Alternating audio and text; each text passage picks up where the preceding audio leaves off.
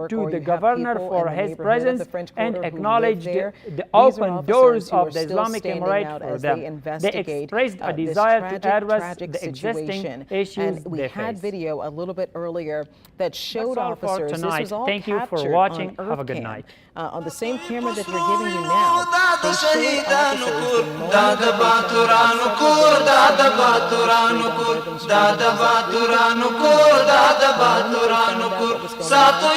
moment that they I spoke with one of those officers a little bit earlier and told me that